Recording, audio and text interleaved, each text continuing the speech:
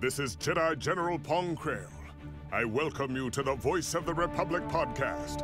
Listen to this podcast. That is an order. Your reputation precedes you, General. The reputation of a great new podcast. Hello and welcome to the Voice of the Republic podcast. This is Bonnie Peace, Baru from Star Wars. Time to see who's smart enough to join the hunt. The hunt for the Voice of the Republic podcast. So, I hear we're going to be taking out separatists on the Voice of the Republic podcast.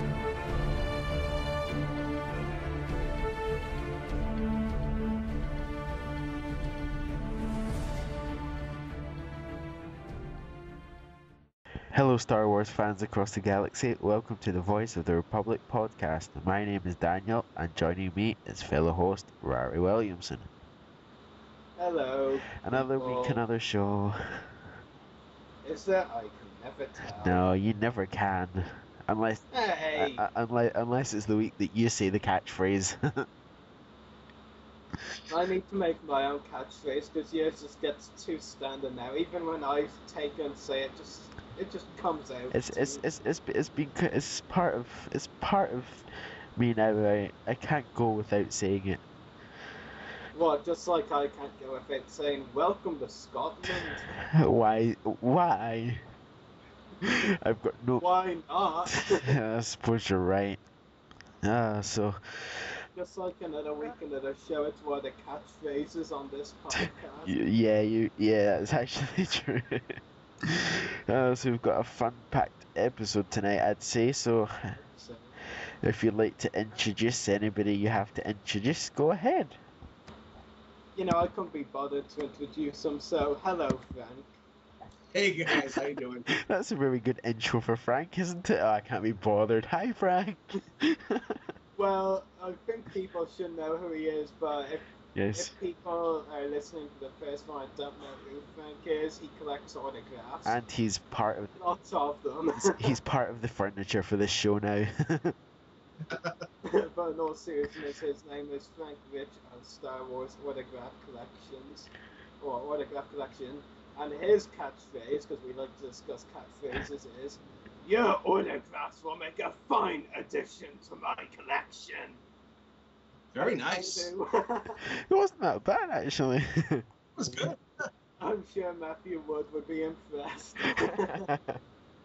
I've been working on a lot of voices today. I've been wanting to try that one out for a while. Oh, so no cast guest tonight with us. Not yet. Sad music. Hold on, I think I got some Yu-Gi-Oh music here. That's really sad. Move along, let's go do it. No, actually thinking about anime music, the Pokemon Pikachu says goodbye soundtrack, that would be pretty sad. Yes, I'm being random, get over it. So what do you want to move on first? No, what do you want to move on to first?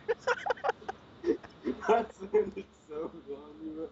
You're like, you just left me in awkward silence, and now I feel like leaving me like that. I was like, what is he talking about? What did I tell you? This is going to be a funny episode. You said, no, I quote you, this is going to be a fun-packed episode. You didn't say it was going to be funny, you know, it kind of is. This is... Just don't be technical! This is pre-recorded quote. This is before we recorded. Yeah, somehow I doubt they're not going to believe that. Well, obviously they're not, because it's not recorded.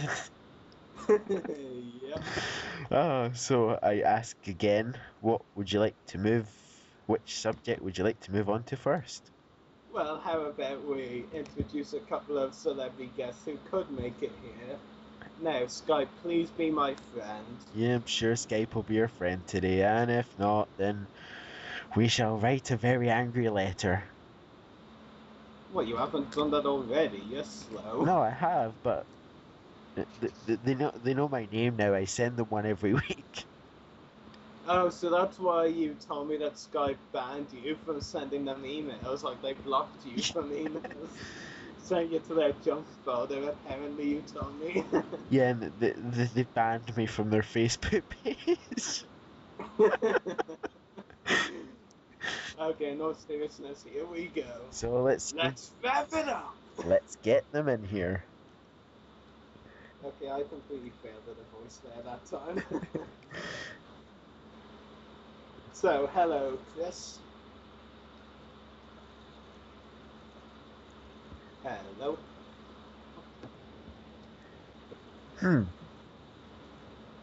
There I am. Oh. Hello. Nick Joseph. There you. Hello. Nick, you there? Yeah, we're here. Nick. Hello? Nick, are you there? Yes, I'm Nick, here. this is you. Listen.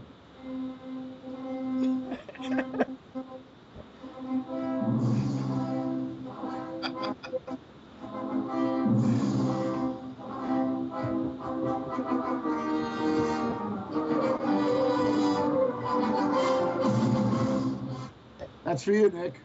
Wonderful, wonderful. I thought you'd like that.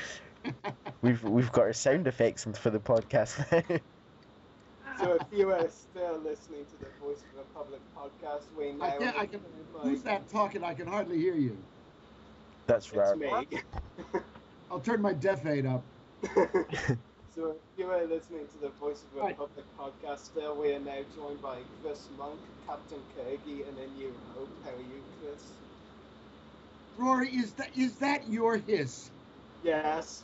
That's terrible, man. You got to do something about that. That's really horrible. I mean, it was just that last time, but really? It's a good thing that on the Star Wars Family Fun Day at Burnley, we won't have any hisses, will we, Rory? We won't. Well, then again, my voice acting is improving a lot, so maybe there will be some hisses. No, there won't be any hissing. No.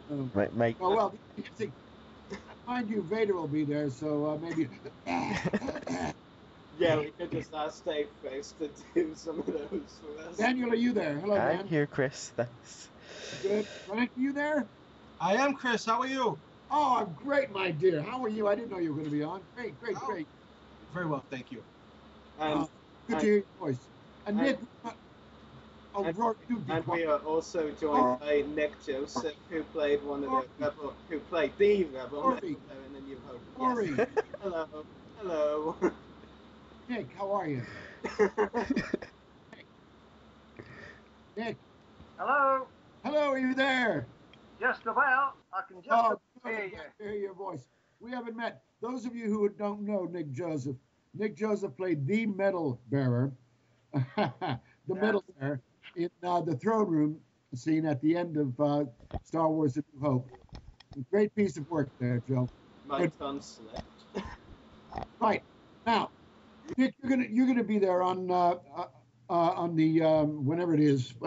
When is this thing? 6th of May. Oh yes, in May, 6th of May, just after Star Wars Day. Yep. Yeah, that's it. That's great. I'm looking forward to that a lot. Frank, you've been to one of these before, haven't you? I have, last year. Absolutely. I wasn't there last year. I missed it, and I cried myself to sleep for weeks and weeks and weeks.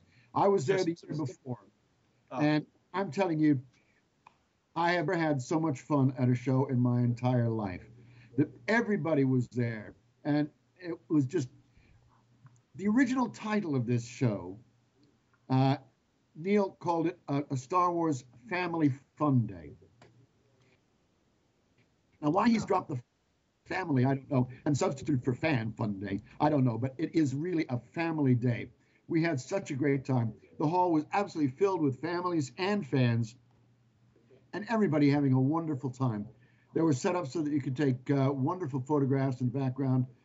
All of us people were lined up there, ready to greet and meet. There were lots of stalls. It is the most wonderful, wonderful, wonderful event, I'm telling you. I never had so much fun in my whole life. Nick, you're going to love it. You're going to love every single second. And Frank, you've been there. You've been to one, so you can back me up. Absolutely. I tell everyone, this is, outside of a celebration, this is the best show I've ever seen. Wall-to-wall families and people having fun. This is wall-to-wall Star Wars. The entire event, he gets 10 of you, 10 actors at least. And it's intimate. People having fun. It's comfortable to bring your family. as soon as I left there, I was waiting I couldn't wait to 2013 for another one. I can't remember the whole lineup. Rory, have you got a copy of the lineup there? Hello? Earth calling Rory. Rory. Hello. Earth. I was checking my Facebook and then suddenly someone said my name. I tried to get back to Skype as quick as I could. I swear, Rory, you sound like you're on the ISS. Yeah, you'll definitely be glad to hear my actual voice at the Fan Sunday. Now, be patient as I put a Facebook. Okay, yeah, and as Chris said, I do have the list of guests for the Star Wars Fan Sunday this year. They include Dave. Is Dave Prowse going to be there? Yeah, the guests include Dave Prowse, Darth Vader, Jeremy Bullock, Boba Fett, Julian Glover, General Beers, Richard LeParmentier, Admiral Motti, Chris Monk, of course, yours truly over there. Is Parmentier going to be there? Yeah, he's going to be there. Oh, great. He's a great guest. He's a wonderful guest. Yeah, we've been... Also, oh, crikey, Admiral Beers, what's his name? Julian Glover, General Beers. Great fun. Good joker he is. Who else is there? Kathy Monroe, Zuckus, Femi Taylor, Alan Rusko, Plo Koon, the Phantom Menace, Rusty Goff, Jawa, Cave, and another character. Rusty's a real kick in the head to have. I'll tell you, those of you may know that Carolyn Monroe was also in 1 or 2 Bond films. So if you're a Bond fan as well as a Star Wars fan, I'll be there with a few Bond pictures because I was in a Star Wars film or a Bond film as well. Kathy will be there as well. And what a great, gosh, folks, this is the show not to miss. And I still have to finish the guest list either. I talked. Are you finished? No, can I just name the last 2 guests? Oh yes, all right, go on. Merc Silk, Axmo, voice in the Phantom Menace, and Nick Joseph, Rebel Medal Bearer, and I said it right that time, didn't I? Nick. Yeah. What are you guys on? What are you drinking? If you've got some of that, send it over here, will you? How many of these shows, Nick? How many of these shows have you done? How many what? Sorry. How many of these conventions, these signings, have you done?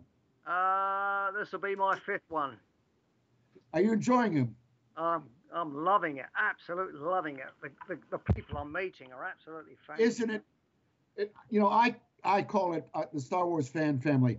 I had not even thought about Star Wars for years and years and years until I got a call from Graham Miles in 2008. And since then, you know, I haven't looked back. I don't know how many I've done. Not that many, about 10 or 12. But I just love doing them because the fans are just so brilliant. Yeah. I mean, even people like Rory are really, really good fans. Yeah, fantastic. Thank you very much. Well, I got to meet Nick at his very first show, I believe. That same weekend at Burnley was Elf Street Empire Day. Nick, was that your first show you'd ever done? Yeah, that's the first one I ever done. And my God, it really showed me, wow, what people are like on Star Wars. I didn't realize people were so fantastic. And, well, it just blew me away.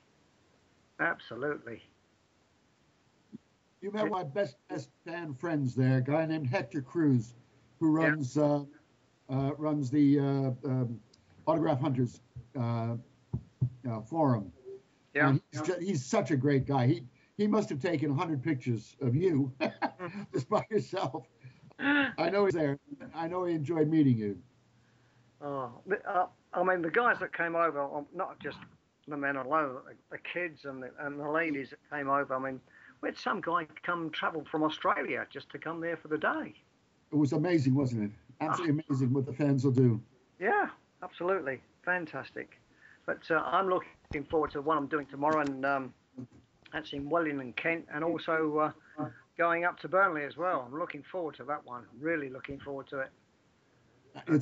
It is going to be a great show. You've not done it before, but it is so much fun. Yeah, I've heard so much about it, so many good things about it. It's just unbelievable. Well, the thing that's great about it really is Neil. Neil is such a straight up good guy, and he's such a good organizer. Where he finds the energy to do it, I don't know, but he does. And he's always there. He's always smiling. He's always right on the ball. Everything is done. Everything is looked after. The fans are looked after. We are going to be looked after like oh, I can't tell you, like kings and queens. I don't want to be a queen. That's all right. I don't mind. It's going to be my first convention as well, so that's exciting. Who's that, Daniel? Yes, that's Daniel. You've never been to one? Never been to a convention. This is my first. Oh, Dan. Oh, are you in for a treat? Treaty treat. Bring loads of money. Bring loads of money. Oh, well. He's only going because I convinced him to go. Oh, well. I'll tell you what. You're going to enjoy the cosplay. Because the people who come there in costume are absolutely fantastic. It's one of the greatest fun things about all of these conventions, the cosplay. I'll tell you, though, I've been to 2 or 3 Bond conventions, and while they're very good, and the fans are very kind and very helpful and very nice, and it's nice meeting up with the people that you've worked with all those many years ago. Yeah. At Bond conventions, they don't have cosplay. No. And I really miss that element of the conventions, especially the slave Leias. You don't know what life is like without slave Leias, Dan. just wait. I want to see your face when you come across your first slave. We'll all have our cameras ready, shall we? Yep, definitely need our cameras ready. I think I've already got mine packed. I need to take it out of where it's packed. Oh, yeah. And you... Can I just say, to piggyback on what Chris was saying about Neil, I cannot say enough nice things about that man. Here I am coming from Boston, my first trip to England, hitting Spain and then London and then Burnley. First time ever doing a trip like this, and he really, I can't even tell you what he did just to help me out. Even just from picking me up at Manchester Piccadilly and getting me to Burnley and everything, he went out of his way in so many ways to make sure that I was taken care of. And it just shows with the event that what Chris said about him. He puts on a fantastic show, and he is just a true gentleman and a great guy. So I just really had to say that because his efforts meant so much to me and made my trip, as enjoyable as it was. Here. I hope he's listening to this, but I don't think he is. I think he's out with his wife Sue tonight. They usually go out on a Friday night and live it up a little bit. And he deserves to. He's not out with Sue. Sue's here with me. All right. But don't tell him, though, will you? No. I know nothing.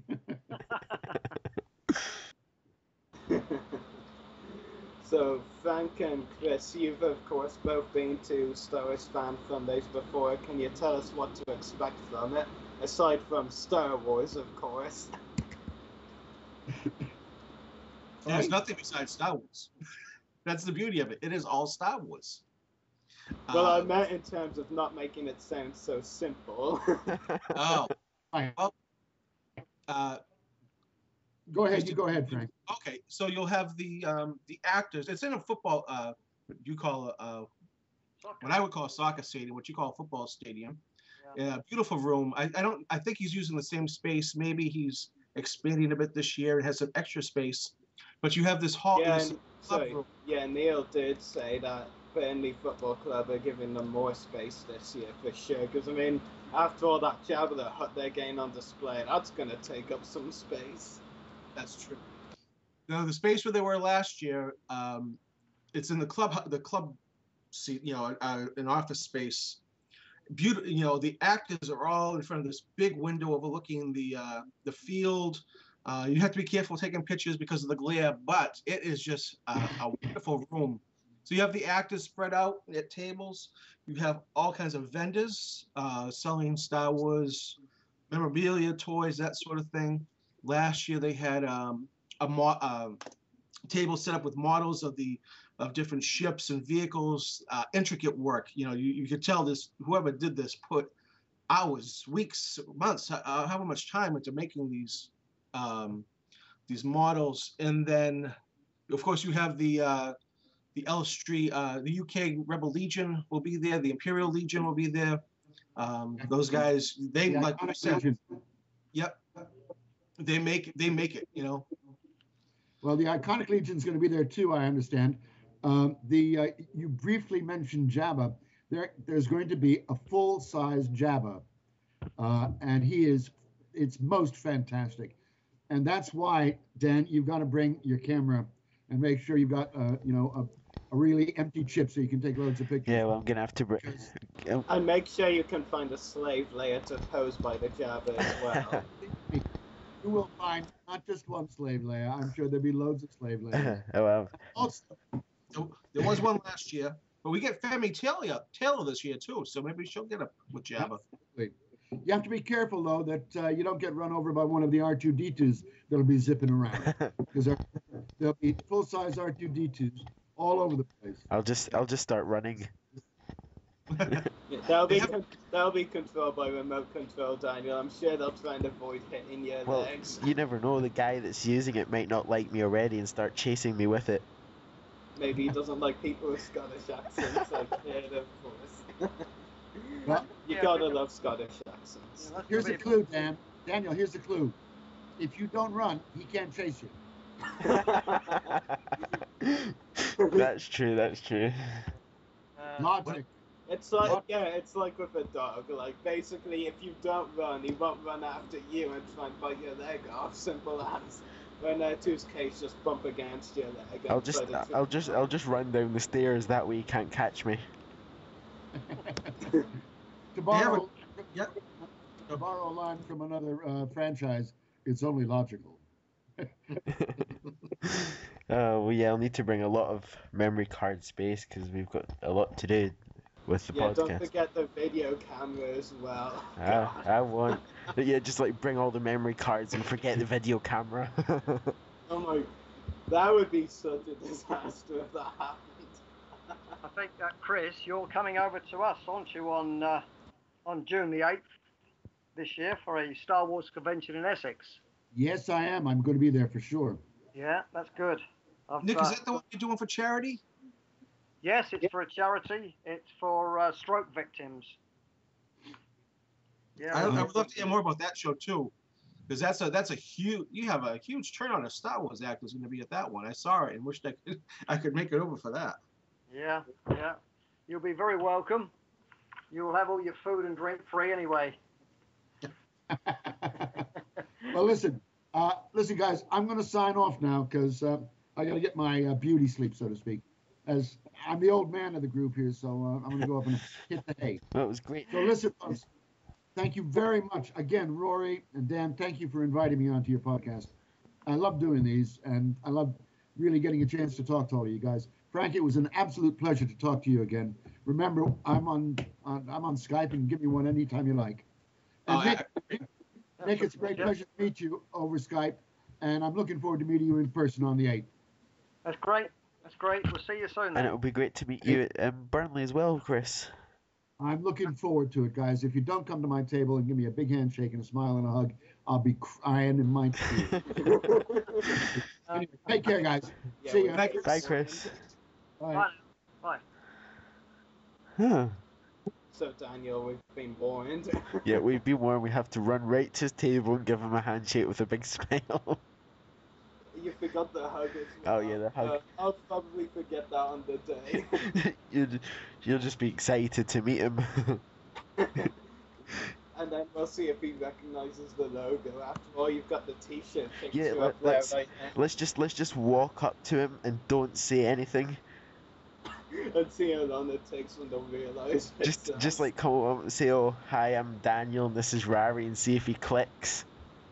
He doesn't know many people by my name, I'm sure.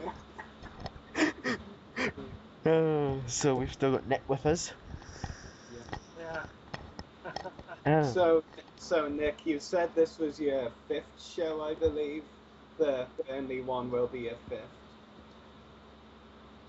Do we still have Nick with us? No, we don't. I know. It was a joke. Did I creep him in by asking if it was his fifth show? I think he might have just thought. No, I have that effect. You might have thought since Chris left, he had to leave. Yeah, I think that's probably it. Oh no. Nick is trying to call me in another call. What? This is an unusual turn of events on the podcast. This is a very unusual turn of events. Well, I can't just answer the call, can I? Can you not transfer him? Well, I don't know. Well, where it says answer and call, I think there's a possibility to Okay, yeah, there's an option to put current call on hold, yeah. No, you don't want to put that one on hold. Well, I know I don't want to do that. How about you two talk to each other for a bit and I'll see what he wants? Yeah, but you're going to put the whole call on hold, you realise that? Oh, yeah. No, I can't answer his call, sorry. I don't know. I'll just have to explain it to him. Well, this is a turn of events. Yeah, this has never happened on the podcast. So, Frank, are you excited for Fan Fun Day then? Yeah, I look like I am. Yeah, it'll be good to meet you there. Absolutely, yeah, I'm looking forward to it. Just look out for the guys with the TVOTR t-shirts. And we won't need to look far for Frank. He'll be the guy, the older guy. I'll be the younger guy who's buzzing around the autograph tables. Yeah, What? What was that, Frank? I'm kind of hard to miss. You'll see. Just look for the one that's running from table to table. That's something with an American accent. Oh, I'm sure there won't be a lot of American accents there, so that narrows it down.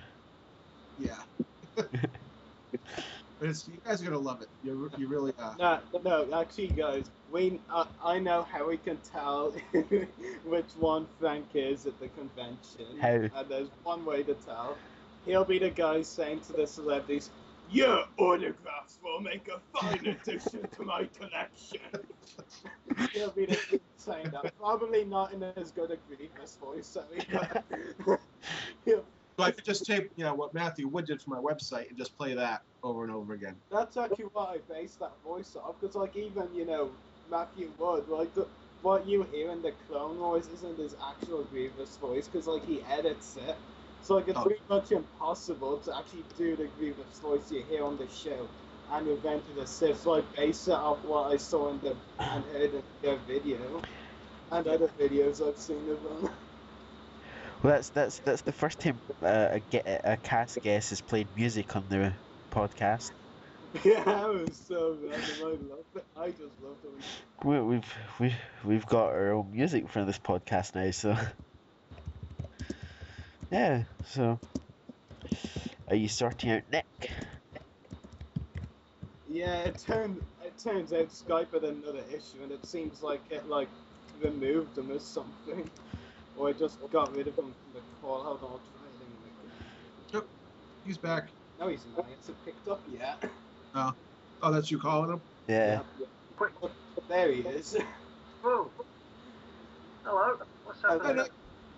I think Skype must have removed you from the call or something. Oh. It was I was trying to ask you a question, and then it just looked like you'd hung up or something. That's another complaint letter for Skype. But Daniel, you've been banned by Skype from sending emails. You can't contact me. I will use another account. Yeah, so anyway, Nick, I think you mentioned earlier this was going to be your 5th convention, right? Hello? Hello. Oh, you can hear me. Can you hear me? I was just talking to... This just suddenly went off. And I got Chris Monk on the other end. Where he's just disappeared and you've just come back. Yeah. funny well. how Skype works sometimes. Famous one on Skype. Yeah. Oh, dear. Never mind. In May, I'm going to be very busy because on the Saturday before Burnley, I'm at Folkestone near Dover. I've got a convention there. So that'll be 3 days' work there. Interesting. Yeah, definitely. And then, hello? Hello. I can hear you, Nick. I don't know. Yeah, I can hear you as well. I'm worried if people can hear me though. We can hear you, Rari. Yeah, good. It sounded like there was this, like, a calling from his end. He's possibly gone. No, I don't know. It sounded like someone's microphone like completely stopped or something. It froze. I actually thought it was yours for a moment, Daniel. My microphone wouldn't stop. Most of your software does stop, I'll have you know. True. Yeah. Oh. Okay, now I hear an echo. Oh no, who's the echo coming from? Somebody, whoever mutes their mic when people are talking, that person is the one with the humming on their end, because it goes away once in a while. That's Rari's. Okay. It's my ocean sound. It's when I'm swimming, which is most of the time actually. Yes, every time he's on Skype, he's swimming. Remember when Van Diskin made that comment about it? Oh, yeah. Yeah, he was like, I'm sure you're in much better shape than I am, and I was like, yeah, no. So, what autographs are you planning to get, Frank and Fan Fundy? Everybody. No, I have some. I'm looking at more multi-pieces for Burnley, because multiple signatures on one photo, because I have a lot of them. I don't have Kathy Monroe. I don't have yet. Femi Taylor I don't have, so looking forward to them. Alan Resco is one I don't have. Richard Leparmentier, I'm really looking forward to meeting him. I don't have his autograph yet, but look, it's a good mix of people I haven't yet met, and people like Chris and Nick who I've met and talked to, and just looking forward to seeing them again. So I can't wait. Yeah. Yeah, this is Daniel's first convention, so like he'll be starting his autograph collection. Hopefully, if many things. Well, I mean, I've got. I think it's a 1998 Boba Fett magazine that I want to get signed by Jeremy Bulloch. So. And I was like I am so conflicted, Frank. I'm like trying to decide whether I want signed pictures or a signed carded Hasbro figures or something, and I'm like. I've got so much time to think about before the event, but like it's so conflicting in my mind which I want more. But I was looking at a carded vintage collection Darth Vader figure that I was thinking of getting Dave Faust to sign, so I might buy that figure carded and get him to sign it. So I know I think it would look really cool signed by Dave Faust. Yeah, That'd be cool. I mean, I want.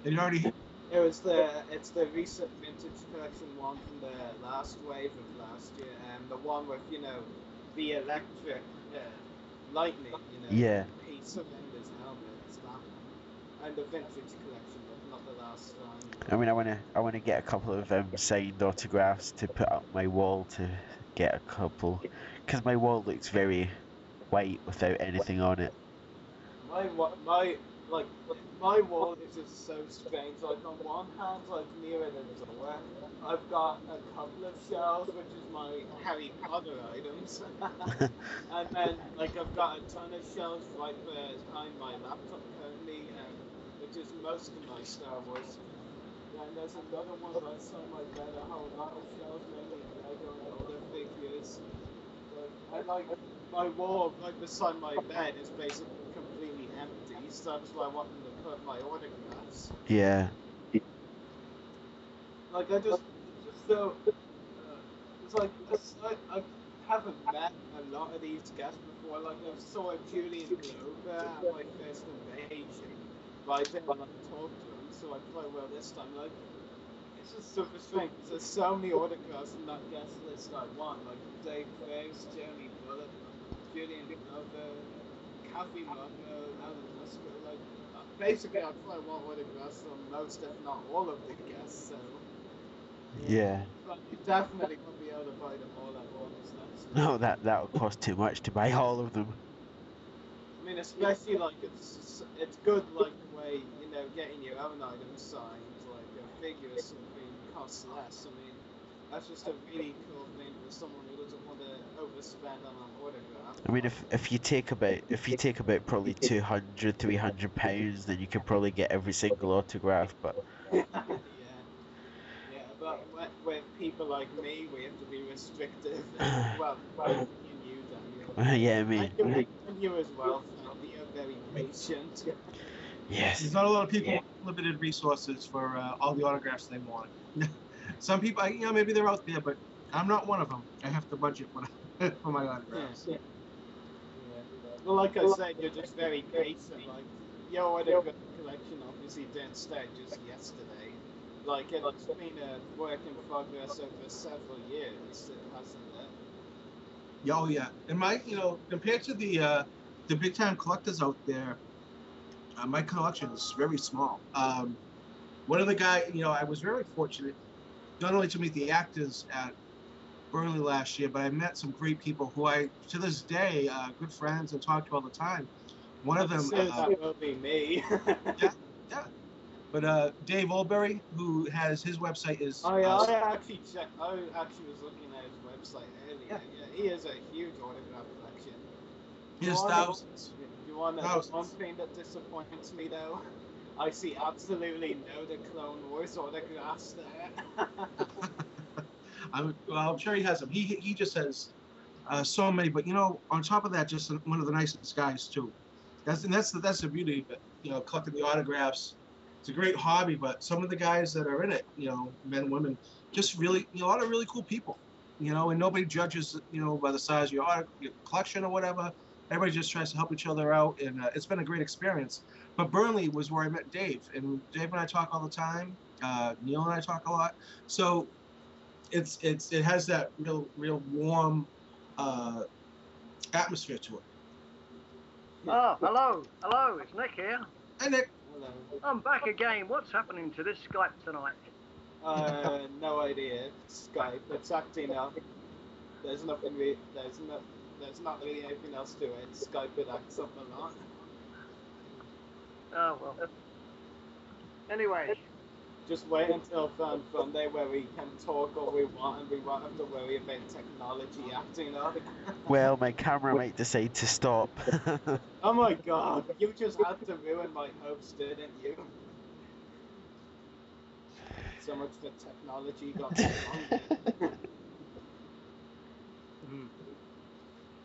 Anyway, guys, I'm going to have to go now. I've got to take the dog for a walk. Alright. Nice talking to you, Nick. And you, and I'll love to speak to you again another time. Alright, we'll talk to you some other time, Nick. Bye for now. Bye. Bye. Bye. Bye.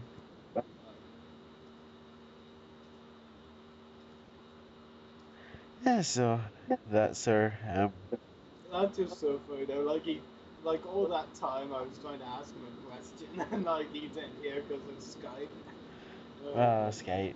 The technology we hate, but we have to use. We don't have to. We chose to join Skype. Well, without Skype, how else would we record this podcast?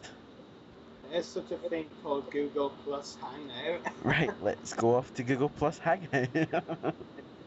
Not yet, anyway. Oh, so... But yeah, I mean, I'm just the guest selection is just amazing. I mean, I actually was studying other guest selections for the Fan Sunday, and you can just see how improving it is. I'm trying to remember. I've seen this year's selection, of course, which is such brilliant. 9 original trilogy guests, 2 prequel trilogy, and there's a slim chance that there might be another guest coming, but I can't say who it is. Yes, it's a secret, Frank. Inside information. Yes, we know inside information. Ha ha ha. Yeah, I swore an oath of allegiance to Neil. Not really, but I just can't say it. Yeah. Not on the podcast, anyway. But like, it's a very slim. It's like probably a slim chance anyway. So last year, like I said, I've seen previous fans from the guest selections. 2012, they look pretty good as well. You know, they got some good guests for that one. You know, Dave Fair's, Paul Blake, that's Credo, Kenny Baker, 2D2. That if I had to replace or slip in one guest I would like to see to the band when they list for this year, it would have been Kenny Baker. I would have liked to meet him. Yeah, probably at another convention I'll be able to. They also got Garrick Hagan last year, actually, big stack rider. Like, he's a good guest as well. Yeah, actually, when Neil picked me up at the airport, it was with not the airport, Manchester Piccadilly, the bus stop, the train stop. He picked me up, and Derek Lyons. It was Derek Lyons, Anthony Forrest, and Garrick Hagan were in the car with me. So it was kind of cool to share a ride with those guys. I felt bad. I had to sit in the back seat. I had to sit in the front because the size of Neil's car, but it was fun. That was actually just so lucky. You could have asked for that autograph in the car. Yeah. If Anthony Forrest had been in the way, I would have been so tempted to just say to him before I got in the car, move along, move along. Yeah. That would have been rude, but pretty funny at the same time. Yeah. Yeah, Anthony Forrest was at a convention I attended in October. Yeah, he's a nice guy. You know who else was really nice at that show? I ended up staying at the same hotel as the actors, and I was talking. You know, we were before the dinner started on Sunday night. We're all waiting for the vans to come, and the actors were all taken, except it was Dave, who I mentioned before, and John Coppinger, who was and his the woman he was with, and so we were the last ones there. And finally, John just said, "Why don't we just go in my car?" So he drove us over. He drove Dave and I over, and that was kind of cool. Just, yeah, we're driving over to the football club with in the back of John Coppinger's brand new car, and there was some, and that was for me one of those moments. Even though I got to talk to our actors quite a bit, like this, here I am, just a fan of Star Wars. I've loved Star Wars all my life. I'm in the back of John Coppinger's car. He's giving me a ride to the dinner. It was really cool. That is just crazy. Imagine if something like that could happen to me on the trip to the event. That would be amazing. You just be completely nerdgasming. Yeah, I so would. Jumping up and down on the seat. Daniel would be completely frozen, like on the spot. I'd just be like completely paralyzed, just like gobsmacked. Yeah, probably. Yeah, keep it cool until you get back to the hotel room at the end of the night. Then you can flip out. Just gonna play it cool while you're there, while it happens. Well, just say, hey, it's happening. You just like have to pretend that normal people. Really. I mean, like, dude. If I did Nerdgasm when I got to meet one of my idols, James Taylor, in person, I think I could contain my Nerdgasm. Well, the bad thing for me is that I've got a bus like almost straight after the event, so I'll an 11-hour bus ride right back to home. Yeah, I'll just be like containing myself on the bus, and then I'll get home and I'll just be like screaming in the house. Ah! And your mum and all will be wondering, what the hell? Yes, or I might just fall asleep and just let all my tension out while I'm sleeping. Oh, right. You just made it too easy. Oh, so this has been our fun day section.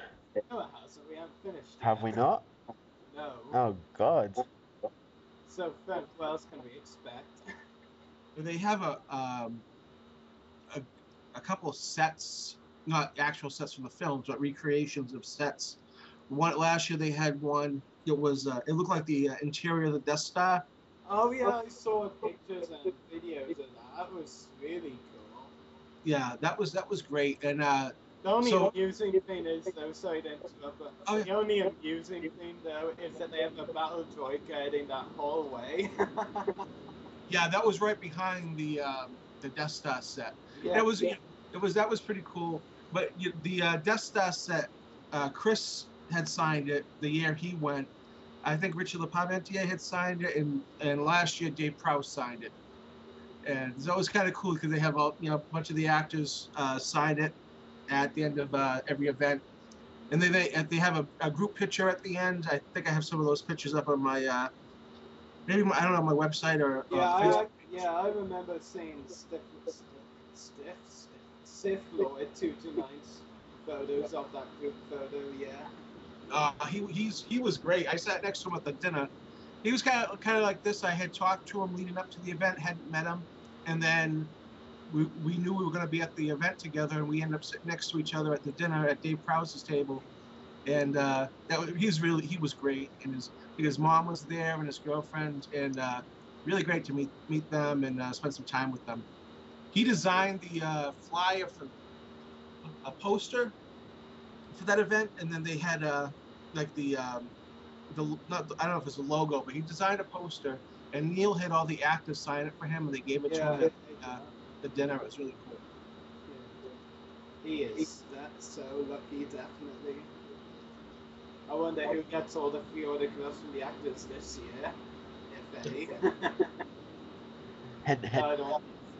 No, not you. What have you done? You don't talk to Neil consistently. I meant for the podcast. Oh yeah, now I remember what you're getting at. Frank, this is classified information, so we can't discuss what Daniel's hint was. Oh, okay. Wait, I don't even know what my hint was. Yes, of course I do. You mean that contest? Oh, god damn it. I did say what contest, don't worry. Erase your memory.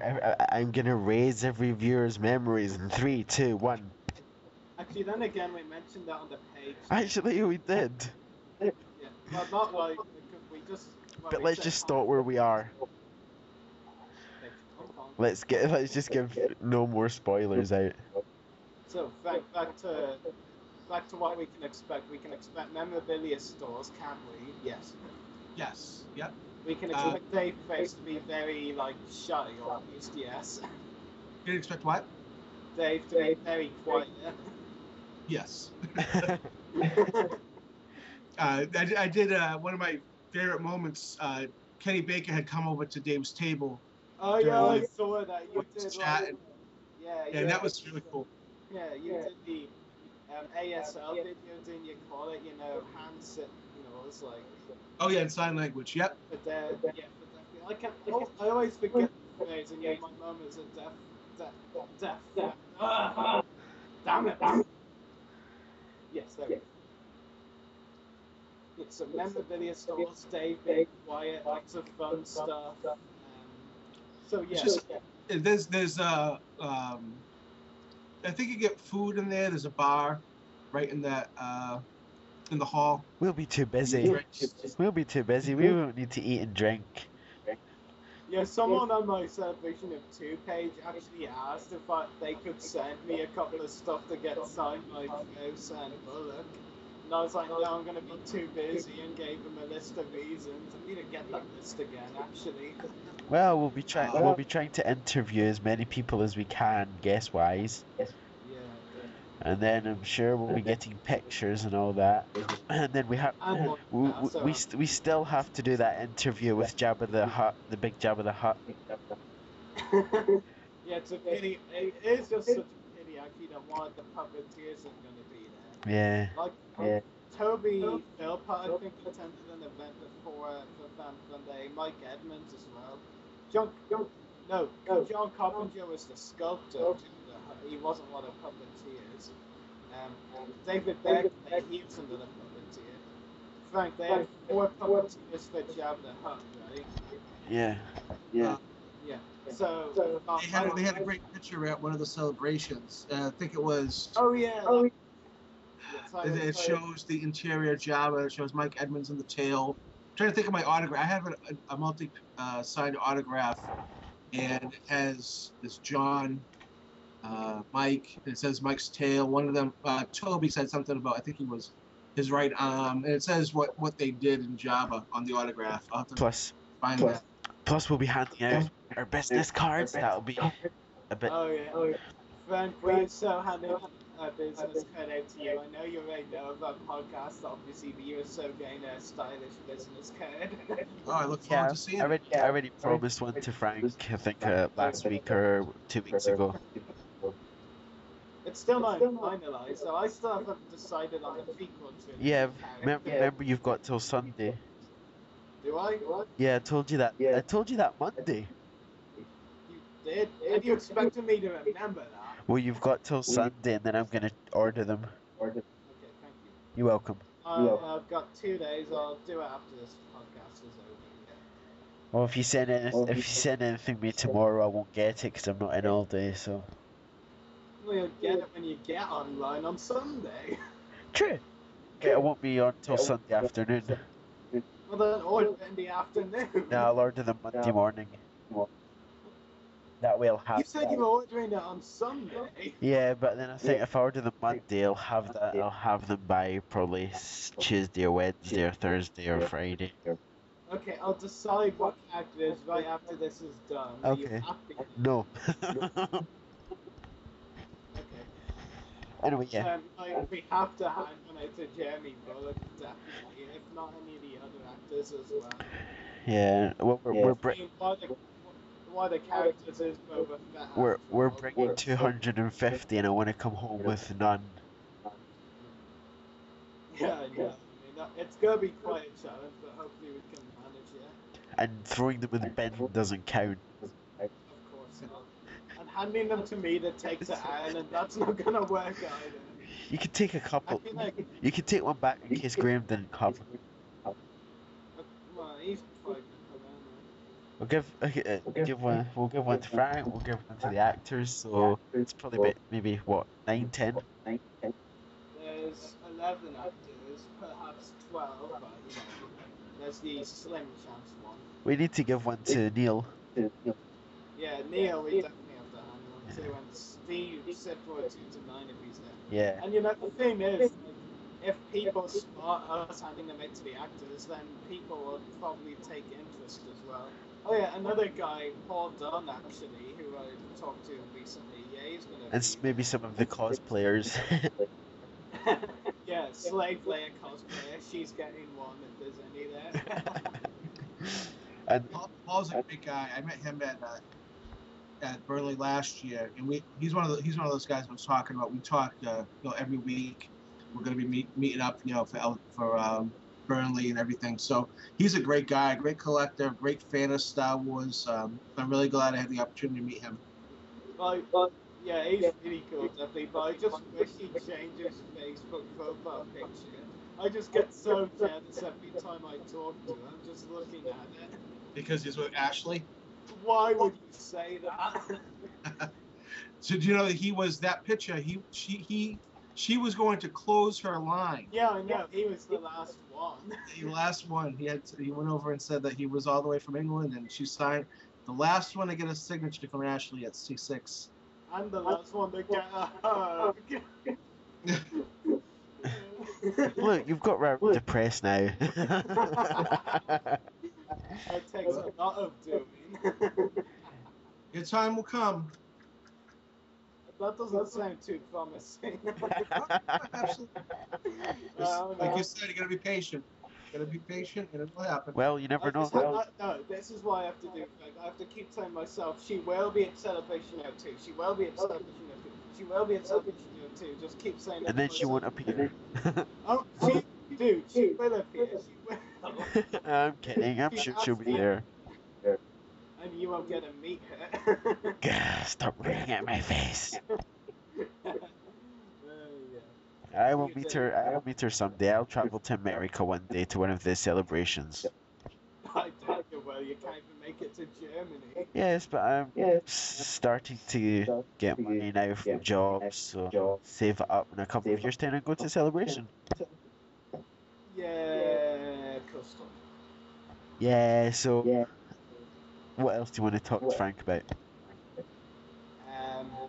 Frank, what can we expect the other actors to be like, other than Dave, who we know can be quiet? I mean, I know you haven't met all of them, but from the ones you have met that are on the guest list, what can you say about them? And Chris obviously is very nice and all. Yeah, Chris is great. But now you know Chris, so that won't be a surprise when you go there, because that's how he is on the podcast. That's how he is in person. Jerry Bullock is one of the nicest guys, hardest working guys on the autograph circuit for Star Wars. I've met Jerry a few times. But he's a great guy. Julian Glover, very nice, quite the gentleman, good guy. I interviewed him in Spain last year. Really, really nice guy. He has that aura because he was in Indiana Jones and he's in a lot of other movies. He has this aura about him that he is an actor, and I was a little intimidated, but he puts you at ease pretty quickly. I'm gonna be intimidated now. No, don't be. But very nice guy. Who you've talked to Richard. I've talked to him a few times. I haven't met him in person. Seems like a really nice guy. Who else is? Let's see. Who else is going to be there? Happy Monroe, Femi Taylor, Alan Rusko, Rusty Garth, Mike Silk, and Nick Joseph. All right. Rusty is. You have to get pictures of Rusty, because when he smiles, it's unbelievable. You take a picture of it, and it's like the best picture you've ever taken in your life. Because it looks like his professional photos for his like a headshot. Because he just has this like infectious smile. He's a great guy. But I've met him a few times. So don't pass him up. Definitely talk to him. I've never met Kathy. I've heard great things about Femi Taylor. I heard she's a really nice person. Nick, we just talked to Nick. I met him at L Street, and I interviewed him. He's one of the upcoming Watergraphs interviews I did, so I've been submitted. Really nice, just really down to earth guy. He runs marathons. He's kind of cool. He's just really cool. As you could probably, you didn't get to talk to him too much tonight, so make sure touch base with him. He's still brand new. He's brand new to the signings, so it's it's new to him. As you see, we'll definitely be talking with all of the guests appearing, all of them. I make the time for the celebrities. Don't worry. Yeah. For me, a lot of the fun, you get the interviews. It's hard, you have to remember they're there to sign. They're working essentially. Their time is to sign, and you can get your interviews when things, you play. You got to be flexible. But I interviewed a lot of the guys doing cosplay from the Rebel Legion and the 501st. I just met so many great people. I interviewed Steve obviously, and a few people. Just get to know, meet other fans. It was great. Man, you're gonna love it. Yeah. Okay, I think it's about time we do wrap up the Fan Funday topic, but I will end with one thing, and Neil will mind me saying this thing as he said it in reply to one of the posts on his wall, but it seems Michael Carter, aka Bib Fortuna in Return of the Jedi, will be at Fan Funday in 2014. So that's potentially one guest we know for next year's Fan Funday already. Woo! It's basically like someone said, you should invite Michael Carter, and Neil was like, oh, we did, he can't make it this year, but he said he'll promise next year. So to me, that's kind of almost sort of 60-40%, or 60-40 chance that Carter will be at next year's event. Have you ever met him before, Frank? I haven't. I'm looking forward to getting his autograph. Meeting him. Yeah, definitely. So now let's move on. Yeah, so our next subject tonight is the Clone Wars, of course. No, of course about it, but I assume it is. Yes. Yeah, so the Lawless. Oh my God! I'm guessing you liked that episode then. Best episode ever. Oh, lots of deaths, that's for sure. But I just have to say it straight away. No, neither of you two can deny you choked up a bit when Satine met her end. I I was mean, that, I was kind of that was surprised. that was just so exhilarating. I mean, and by the way, you know the way, of course, there's the book out, Shadow Conspiracy. Yeah. A lot of people are saying that most of the things are the same in that book. Not all of them are the same from my study of the book compared to the episodes. Like some dialogue is different. Like in the book, Satine actually says something completely different to Obi-Wan as she dies, but in the episode it's different. The episode version is much better in my opinion, though the book version isn't bad either. And in the book, I should say, there's supposed to be a scene with Anakin, and like Obi-Wan is of course borrowing the Twilight from him in that scene. And like Matt Ashley Epstein or Dave Filoni in that hangout that was indirectly mentioned earlier, like Filoni said they recorded the lines to that scene, but it never made it to the animating process. Yeah. I kind of wish. I know it's Anakin, and I don't like Anakin in the Clone Wars anymore. Not since season 2. I kind of wish the scene was kept in because it sounded interesting. Like Anakin references the fact he basically says to Obi-Wan when he sees Obi-Wan in her dreams, and he says to Obi-Wan, "Oh, you're fake your death again, are you?" And then like in a reference to season 2. And I really wish this made it to the episode. Like Anakin says, "Sure," when everyone says you should go alone. Anakin says, "Sure, go save your girlfriend."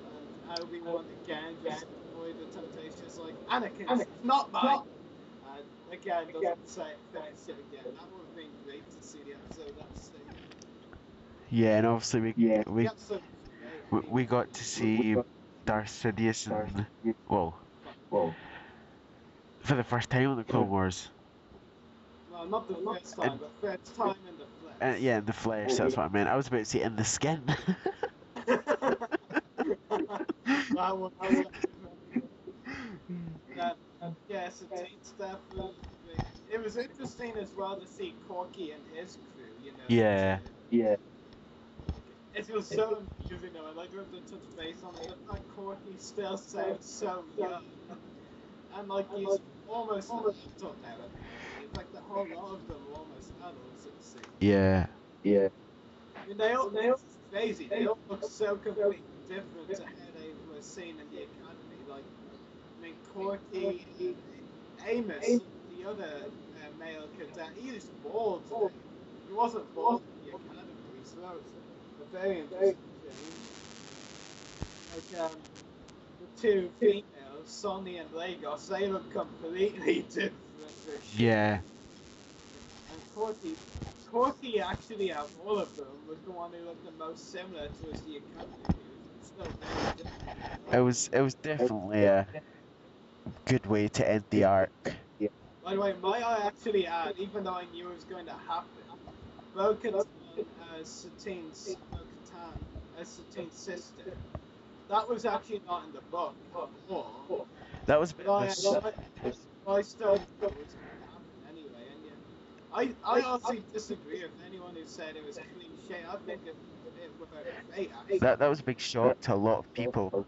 You know, kind of confusing. It does make me wonder. Well, why is Bo-Katan a member of Death Watch trying to overthrow Satine? Some theories I would think is that maybe once Pre-Vizsla put Satine in jail, maybe Bo-Katan was going to kill Pre-Vizsla of her own accord, so she could be the ruler of Mandalore. I think that could actually be possible. Of course, they were born and survived. Yeah. I think that was a possibility. Yeah. I mean, Bo-Katan, she's going to return for sure. They really reference on why, there was a split between the two sisters, why one of them went for warrior, Satine went for pacifist. They definitely need to touch base on that for sure. I'm sorry to interrupt, but is it me as the echo? Dude, I mentioned that half an hour to an hour ago. Well, there's Echo. Echo! Go!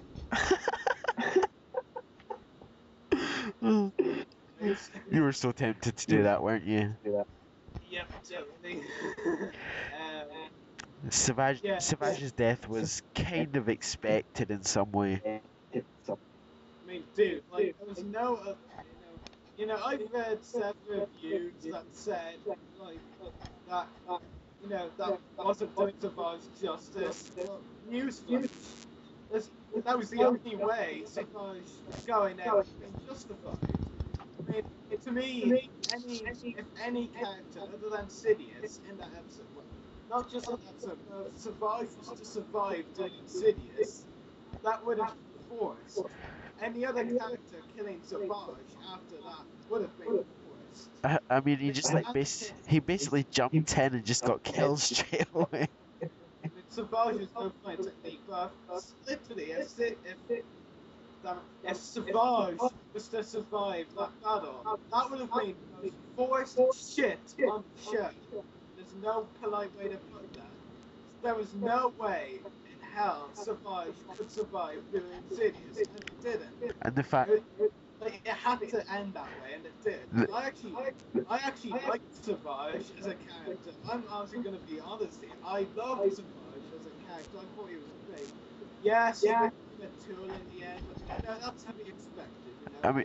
I mean, Maul not getting killed was a big surprise as well. No, it wasn't. No, it wasn't. That was so coming, dude. They went all this hype about Maul to kill him off right away. He was going to survive. It was obvious. He was just sitting there right in front of us, and then it happened. No, it wasn't. Well, the stream that I watched it on cut off the last sentence, so I never knew what Sidious said. Do you want me to say it? No, I read it the next day. Well, I'm going to say it anyway. Don't worry. I'm not going to kill you.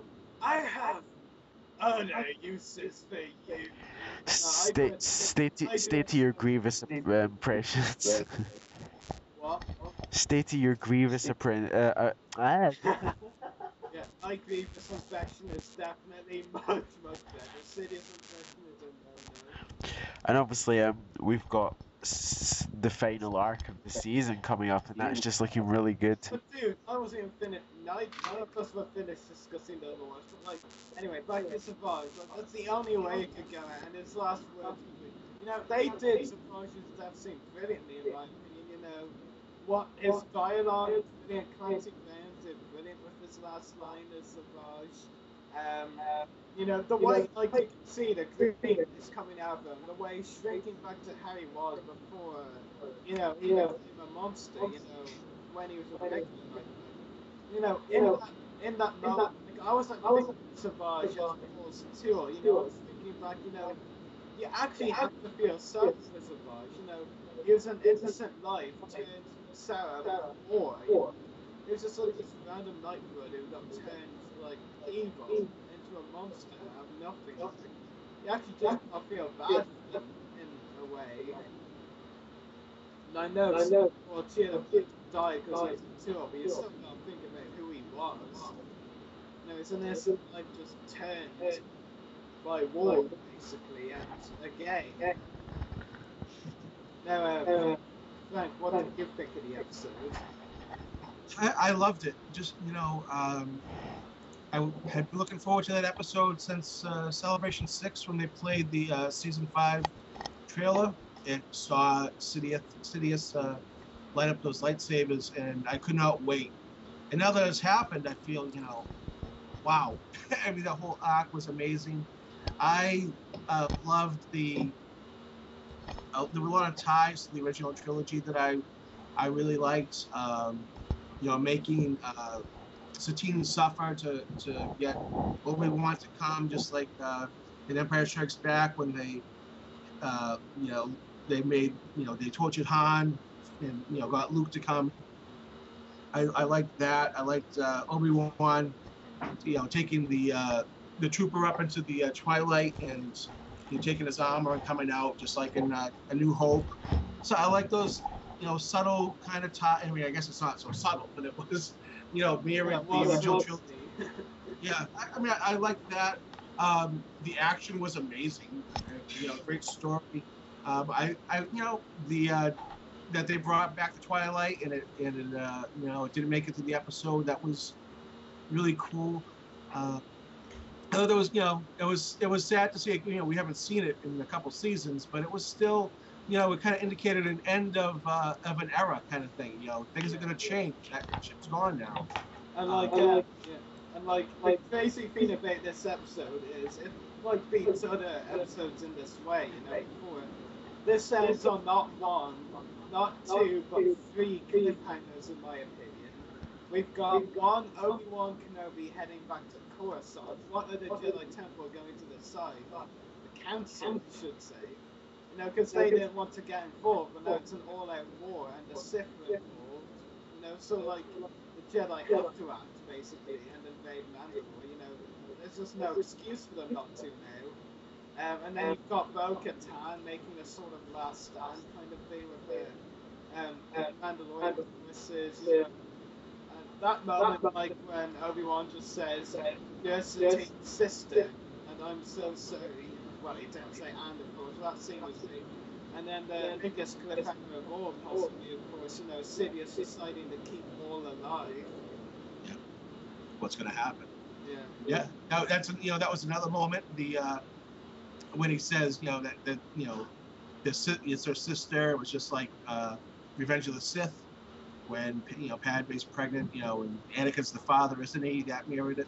There was one scene when the Twilight explodes and that, it's going down and then it explodes and that big, huge, chunk of the ship falls and lands on Satine. That reminded me of Revenge of the Sith when Palpatine, Sidious throws the whatever it was that Anakin it lands on him. You're like, how did that not kill him?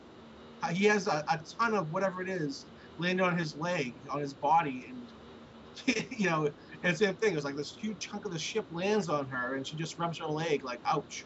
Like, It's so funny, like moments like that. In Witches of the Mist, like Anakin and Obi-Wan are knocked down from one part to another, and Sabine stabs his lightsaber on the pad and sends it crashing onto Anakin and Obi-Wan's bodies below, and they survive that without a scratchy. It's crazy. Guys, you have to let me get this part off my chest because it's been bugging me since I saw the episode. when Corky rescues Satine and they get out of the prison and they're on the bay, the dock. They took their sweet time to get to the ship. It's like they made a cup of coffee, they're chatting. Like you break out of a prison, move. I was like, they're taking a little long, taking the time. And they're breaking out of a prison. That was the only part that I was like, wait, why are they taking their time?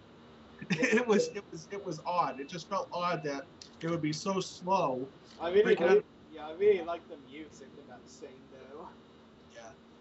The biggest thing for this arc was, for me, the two biggest complaints I've heard, about characters were there was never enough Boba Fett in the movies, and there wasn't enough Darth Maul.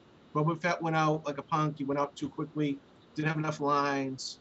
Darth Maul would have been nice to see him more in the movies, but he died. Well, obviously he didn't die.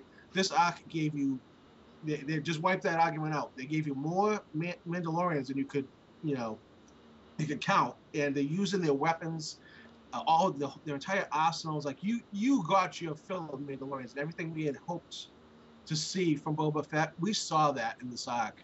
And Darth Maul fighting Sidious and fighting Pre Vizsla, what more could you ask? So it's almost like they said, so you want more Boba Fett? You want more Darth Maul? Here you go, boom, and I'm satisfied. And like it's kind of crazy, like how some people, who still hate Darth Maul in the Clone Wars, like these are pretty much the same people who were pissed off that he died in the Phantom Menace as well. Or quote unquote died because he actually didn't. See, I didn't mind that he came back because I got that comic book, Visionaries, whenever it came out. It was, I don't know if it was 10 years ago now or longer than that. and it had a story of Darth Maul being still alive, and he had the not the second set of legs he had in this arc where they're cybernetic.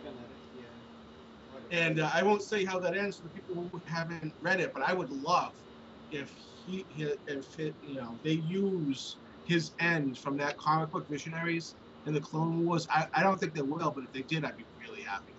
I know, I've read that end as well, and honestly, I won't really go for that. Just because of the character who, like, ends, him. Yeah, you don't see that coming. Yeah, it's just like, just a random moment, like, wait, what? This guy killed him? Yep. Yeah, it's just completely random, but, it was just a great act, it has to be said, The only complaint I would really have is you never find out what happens to the Black Sun and the Pikes. I mean, the Hutts, lots of people have complained that we didn't see the Hutts after Eminence. That's understandable. The Clone Wars movie, basically it states the Jedi then control Hutt space and can move their ships through Hutt space, and the Hutts won't attack them. That's basically what Whistler and Maul and Savage were getting in Eminence. They were taking that space where they could move their ships that the Republic once had. The Hutts didn't need to be in Shades of Reason under all this. I mean, all that they were required for was their space, so the Death Watch Army and all that could move through it. Like, the Hutts didn't need to appear after Eminence, to be honest. Like the Black Sun and the Pikes, you just gotta wonder what happened to them. I think they were executed on screen, personally. That was it. Was odd that they weren't, really utilized. They were necessary to the plot, I guess. That what Darth Maul was trying to do, but then we didn't see a lot of them. So they brought them out, but they get like a couple seconds of screen time. It was interesting, an interesting choice. And of course, we've got the next the season finale coming up soon, the Ahsoka arc, and that finale should blow us away. Yeah. Boom. You've got to actually wonder, there's obviously a reason. Excuse me. There's obviously a reason this is the finale and not the Maul arc. And so we're soon going to find out what that reason is. It's going to be pretty big, and I'm really glad that Captain's Admiral tagging back in this sec. It's really cool. And did either of the two of you notice that Yularen has been demoted? He's now Captain Yularen. Yeah. And they're taken as the Admiral. That's kind of very interesting. They demoted Yularen? Yeah, he's like a captain. It says on the concept of his new model. Oh. Which is very interesting. I hadn't heard. Yeah, it's like the Sabotage episode guide, a new Sabotage his new model, which is closer to his A New Hope Whitehead look. And like basically it says Captain Yularen on it, so he's probably been demoted. The new trailer as well for the season finale, it just looks brilliant. Definitely. I mean, all the like subtle touches with dialogue from earlier in the show, the Clone Wars movie, when Ahsoka introduces herself. I mean, adding that was a great touch, and the B quotes to her in the Geonosis arc and Varys Sabine himself. So that'll be great to see. Yeah. Actually, I did actually mention this season that Varys Sabine would return. Yeah. We're gonna get a lot of clones. Woohoo! Yeah. There's actually a Commando in it as well, by the looks of it. I have Commando, I think, as well. Ooh. Well, it looks to be Anakin v Ventress, perhaps even Anakin v Ahsoka. And Anakin's got the dual wield green lightsaber as well as a blue one. Then there's the Jedi burials. Tarkin, of course, is going to have a major role. This arc is going to be huge, pretty much. And the music in the trailer is just brilliant. It didn't affect too much, but it was brilliant. Obviously, we'll see it. What is it, Kato and Namodi or whatever? Yeah, Kato and Namodi. That'll be like Holocron, High Stop, and Pedal Loss, just a set of battles. Yeah. Major. Like, I just love the new dialogue from the trailer, you know, the way Ahsoka's like says, "You need to trust me now," because like Anakin like responds, "Ahsoka, I do trust you." And it's just so ironic at the end of the trailer, in what the way Anakin says, "There are going to be Jedi who disappoint us." Yeah. Just so ironic when he says that. So what did you both think of the trailer? Epic. Yeah. I don't. It's we know Dave Filoni and the whole crew have said this is things won't be the same after this season, and I can't wait to see. I'm apprehensive too because things are gonna change. It's gonna be a whole different game after this finale. I don't know that Ahsoka's gonna make it. That's part of it. It's like, is she gonna even make it out of this? Yeah, well, actually, Eckstein has confirmed she's recorded lines for season 6. Oh, okay. It's like, but like, I think like everyone is pulling it. Ahsoka is leaving the Jedi Order by the end of this season. That's the cliffhanger at the end. That Ahsoka will leave the Jedi Order. Yeah, I can't wait. I mean, it's been the whole season. I've enjoyed the whole season. Some of the episodes weren't, they were telling stories and weren't, as exciting as the Maul arc and this one's coming up, but they were still good. I liked them all. And looking back, I'm glad they did like the droid arc and the young Jedis and stuff. There were some good stories, and now we're getting just bombarded with just action and things are moving so quickly now, and the Empire is, you see talking with those shock troopers. Things are changing, and we're seeing more of the Empire start to grow. It's very exciting. I mean, this is obviously what Filoni was referring to before the season started, like that we would see shades of the Empire, and like the way it's said to like go into basically the Empire. Let's see. It's really interesting to say, hey, the major role that Tarkin will have in the series, that's for sure, because he is going to have a major role. I can't wait for that. Tarkin's just a really good character. Yeah. So let's see.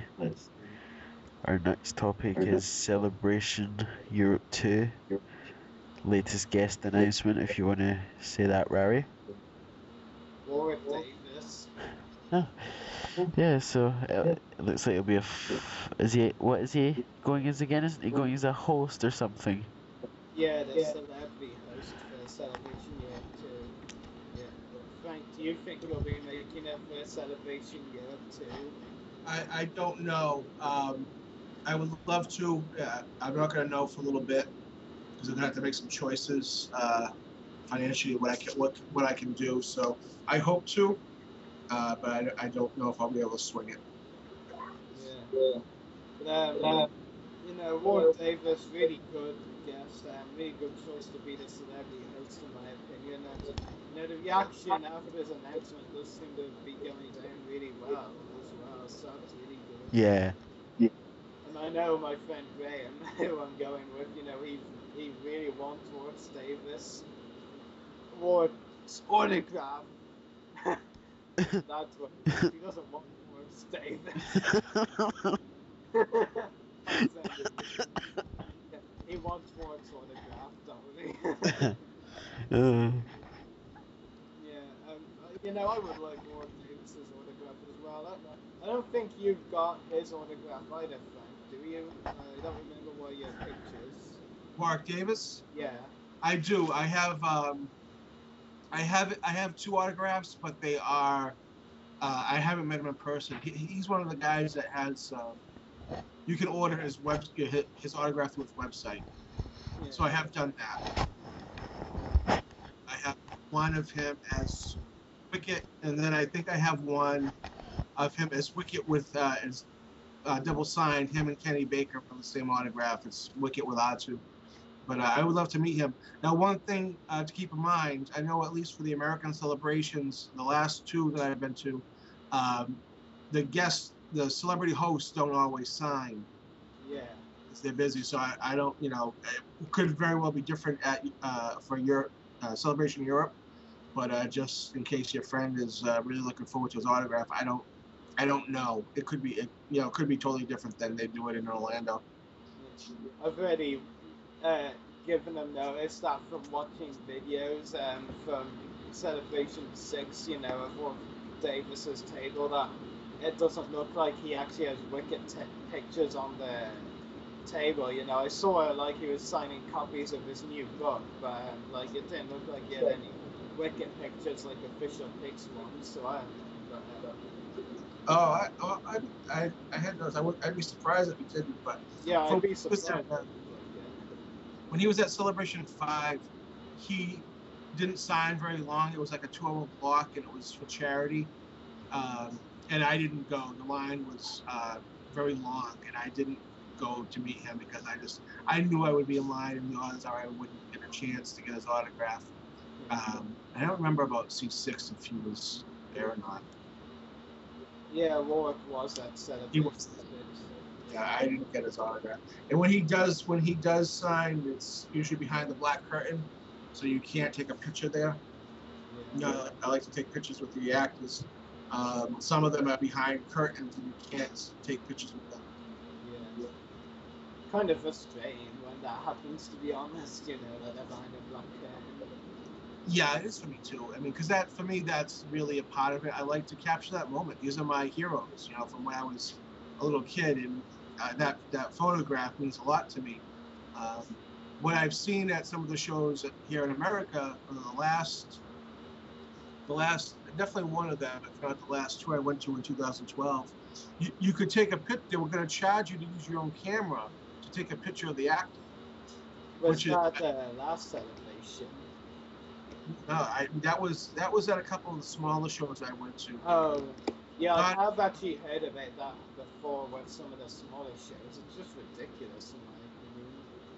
Yeah, I haven't been collecting that long, but that's new to me. I had actually in November was the first time I saw that they were actually charging you to take a picture with your own camera. The only one that I didn't mind was I think Tom Kane and Mike Edmonds were actually donating all that money from your camera to charity, and that I thought was okay.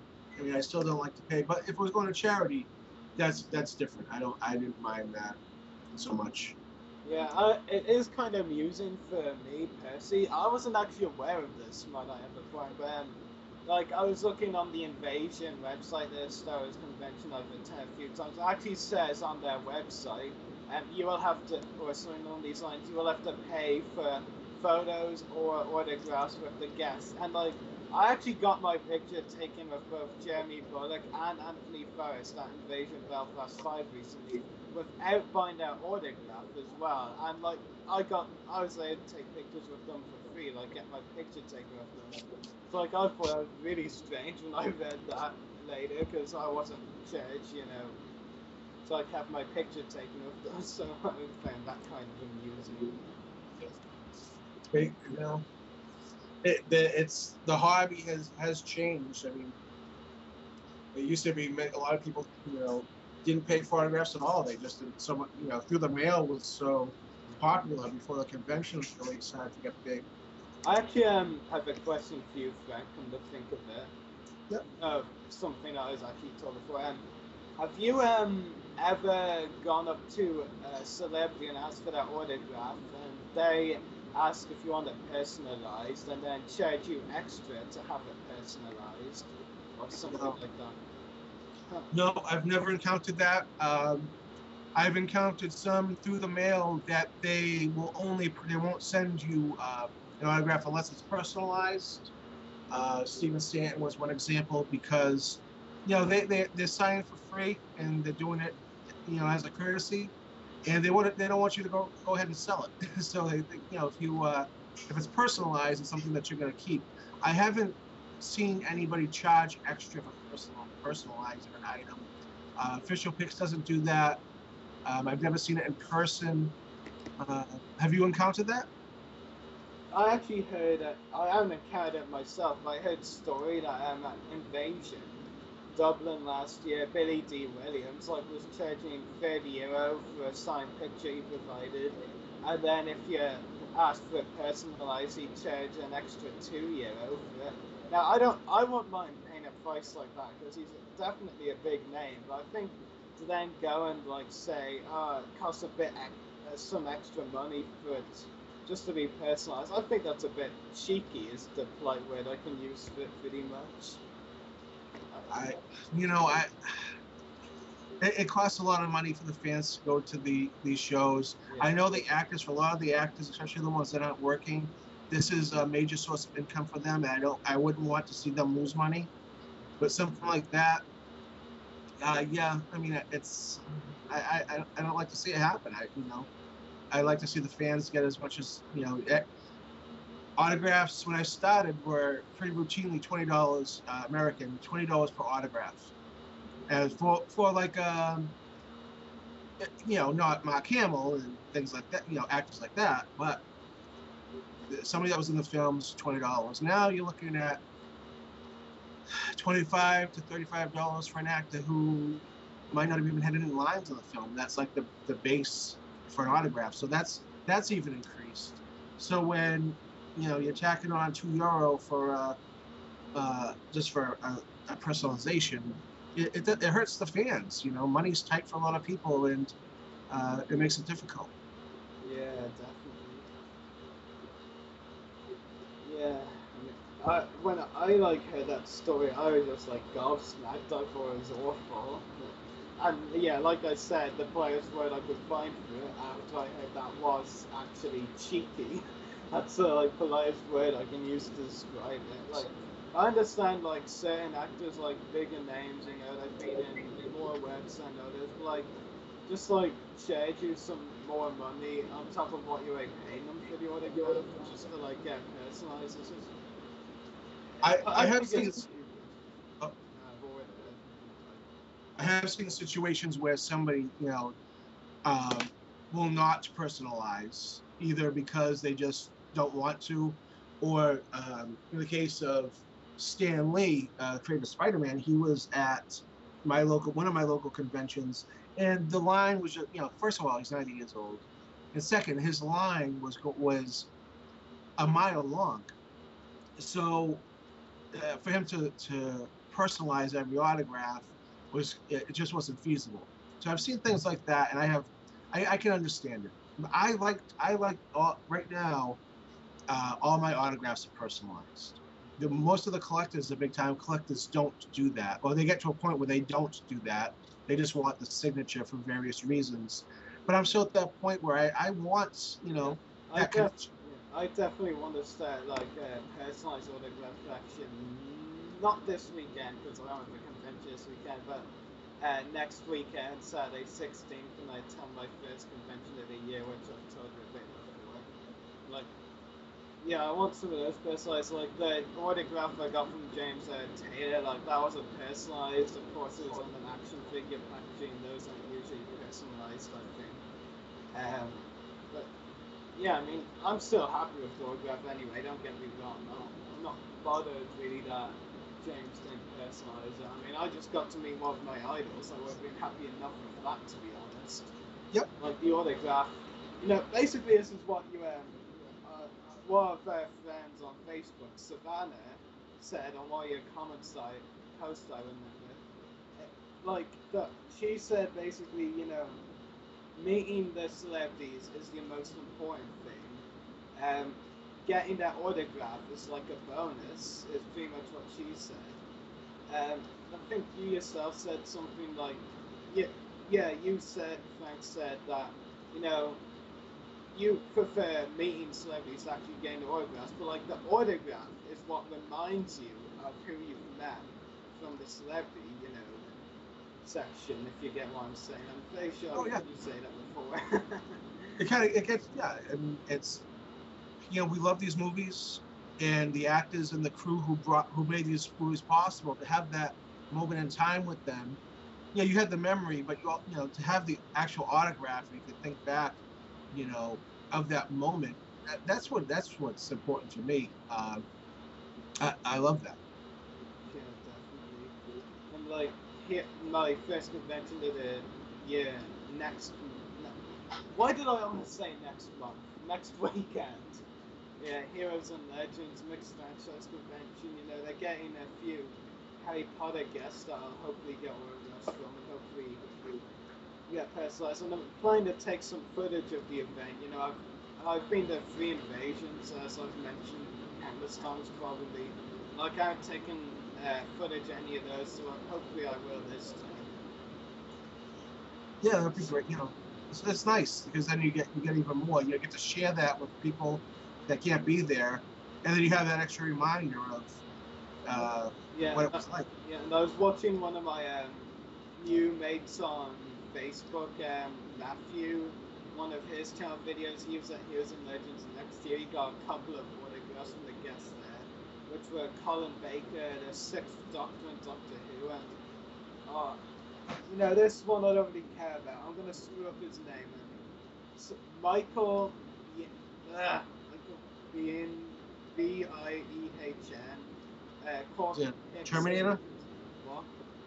The guy from Terminator? Aliens, I think it was. But I think that was actually on his resume as well. Like basically as YouTuber, Matthew, and like he remembered him from Aliens. That's where he wanted an autograph from of his words. It's like it's kind of amusing. I was watching the video and the actor Michael, he had a hat and like he was sitting behind a table. Like he didn't actually talk at all to Matthew. Like there was this woman who was like agent or helper or something. You know, she basically did all the talking for him. For the actor, it was kind of amusing to watch actually. But if I was meeting a celebrity, I want like that to be the way, you know, I got to meet them.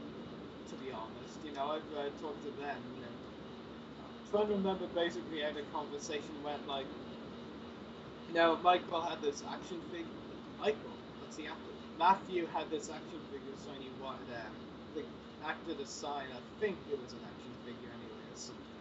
There's something in a package, I'll tell you that much, in a packaging, and like you wanted it signed, like Michael had actually started signing it when the woman said to Matthew, do you want it personalized? And he was like, yeah, sure. And so like he had to go back and personalize it, or like he was starting to sign and then went back to personalize it above what he was already signing. It was kind of amusing to be honest. I don't know. But like I just said a minute ago, like, when I meet celebrities, like I want to be able to talk to the celebrity, you know. I don't really want to have to do all the conversation. Maybe some of it I can handle, like with, you know, an agent or helper or something, or basically whoever it is with the celebrity behind the table, you know. I want to at least get a little moment to talk with the celebrity for sure. And luckily I've had that in that case, like all the time. I've met celebrities, like okay, admittedly I've only met like 4 or 5 celebrities, but I've always got to talk to them, like, so that was a really cool thing, you know. I talked to James Taylor personally, Anthony Ferris personally, Jeremy Bullock personally, and Tim Rose personally as well, you know. I got to talk to all of them personally. And Anthony Ferris, he didn't actually have an agent to help me. Like, he was behind the table on his own, doing all the work behind the table on his own. So fair play to Anthony there. Tim, yeah, he had a helper, I think, with them. Whoever it was, she looked way too young to be his agent. Now, most of the people that sit with the actors at conventions are volunteers for the festival. Yeah, that's actually a good point. Yeah, that is a good point. I was actually, I was checking some photos from the original Celebration year, and there was this like kid who was younger than me. Well, I'm 17. I'm almost an adult, so like, but he was like 13, 14, and he was like sitting with one of the actors, helping him behind the table. So yeah. Yeah, those volunteers. I did that for Celebration 5. You told me about that, Catherine Tabor. Yep, I got to sit with her. I actually have one question for you now. Why didn't you get an autograph then and there, or did you? I didn't. I didn't. I didn't. You know, sometimes when you're That was before I had my website. I was collecting, but that was before I had my website. I don't know, because I was volunteering, and you get some compensation for volunteering, and I just didn't feel that it was appropriate to ask. What was the compensation, if I may? I got, it wasn't monetary, but it was 10 free autographs, which is $200 worth of autographs essentially. So that's fucking amazing. That it was awesome, and a nice pin too, like a lapel pin. Okay, so I need to volunteer to help someone at that autograph table at Celebration Europe 2 now. Yeah, I don't know if they do that all the time. They split up into shifts, and however many shifts you did, that happened to be the benefit that year. I don't work for them or anything. I don't know if that always happens. I was very grateful to have that opportunity. It was one of my highlights of Celebration 5. I also volunteered for Reed, who puts on the show, and that was pretty cool too. That's how I got to stand 8 feet away from Coach Lucas. Yeah, I think we can all definitely say, well, in Daniel's case, he can't really say this, but in my case, thank God, definitely that we can say we're looking forward to getting back on the convention circuit this year, like me, in just over a week. That's great. It's already started. The more we talk, the more I'm excited for the shows to start, and that's great. Yours is already started next week. My first one isn't until March, but that's it's exciting to get back into it. And then once it starts, it just steamrolls. And the most exciting thing for me, personally, this is my first mixed franchise convention. It's kind of like a new experience for me. It's gonna have all sorts of things, from lots of different franchises. It's just brilliant, really. They're great fun. I mean, I know it's like this convention Heroes and Legends is created by the same people who made Invasion, the same organizers, the Gas. It's just completely different at the same time, because Invasion is an all Star Wars convention. This other convention by the Gas and Heroes and Legends, it's just for a ton of other geek stuff that's just really cool. That includes a lot of franchises. Obviously, most Garrison members, they have different likes, so they're trying to appeal to a lot of different likes. And from what I saw at last year's guest list, they didn't really focus on Harry Potter a lot, which binds Star Wars is my favorite franchise. But this year, they're focusing on Harry Potter a lot. In fact, my wallet is going to hurt at the event. I know you're a big fan. Yeah, I'm a big fan of Harry Potter. I actually have one secret that I won't tell anyone or mention in the podcast regarding Harry Potter and Star Wars, that I won't tell anyone or mention on a podcast, that I just can't allow myself to. So, you'll probably be wondering for a while what that is. So I'm intrigued. Yeah, I'll probably tell you after this podcast is over. I just find it hilarious. Heroes and Legends were telling me, no, Chris Rankin, Essie Weasley is the only Harry Potter guest at this event. Well, then they announced Hugh Mitchell, Colin Creevy in Chamber of Secrets, and now they're announcing another actor whose work was as a female character, and yes, this is a male actor, as a female character in Harry Potter and the Goblet of Fire, Madame Maxine, a French character. That's just so amusing, personally. I actually had no idea this guy was in Harry Potter until he was announced. I had seen on the Heroes and Legends wall, a lot of people were hoping that they would get this actor sometime. I was don't know him, and then they announced him. I found that Harry Potter was one of his works, and I'm like, oh god, another autograph I have to get. Because Frank, this is the thing. For Heroes and Legends, right, I'm gonna take out 40 to 50 pounds from my bank account. I'm gonna split it, get around maybe 2 autographs from the 2 Harry Potter guests, then maybe a couple of figures. Now I might have to get 3 autographs. Oh, it adds up, doesn't it? I know, it's crazy. This is someone who's new to the business. been to conventions for 2 years now. My first and only 1 and 2 for Atlanta and 2 last year. And like I only got 1 autograph between 3 conventions, which was James Taylor. Actually, technically I got the artist William Sliney to sign a couple of my dad's drawings at William Sliney's Drawing Stars workshop. Like, he was signing those for free, like the drawings people did. It's like, I don't know, I personally don't actually count those. I don't really know why, though. I mean, they're in person after all. Just whenever I think of autographs, I just never think of those, to be honest. Yeah, I mean now at this stage, I possibly might have to get up to 3 autographs at Heroes and Legends. It's gonna be crazy. Yeah, I'm really looking forward to it, though. The event, I mean. Like, they focus on a lot of stuff that's unreal, you know. They've got Star Trek, Harry Potter, Doctor Who, all the way to lesser known things like Ghostbusters. Well, not lesser known, but not as popular. Like Ghostbusters. They also focus on Spider-Man. There's a guy who cosplays as Spider-Man there. So there's a lot of stuff they focus on for sure. Yeah, the cosplay there, Ghostbusters, it's gotten popular here. I've noticed this, all over the country. When I go to shows, there's a Ghostbuster costume group now where I hadn't noticed that before. So they're getting pretty big. Yeah. Well, I think we've talked enough about autographs and conventions now to leave me almost out of breath. Yeah. So Daniel, are you still there? I think he's not actually. Fall asleep?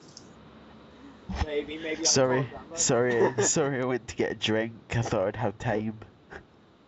So did you enjoy myself and Frank's long conversation? If you want me to be honest, I listened to half of it and then I went to get a drink and I missed the rest of it. Ah, that's alright. You missed me. Did you miss the bit where I said I have a secret concerning Harry Potter and Star Wars? I must have, yeah. Yeah, I'll tell you that afterwards as well, I promise Frank, I'll tell him that. You both are actually going to be completely shocked when I tell you. I'm not shocked.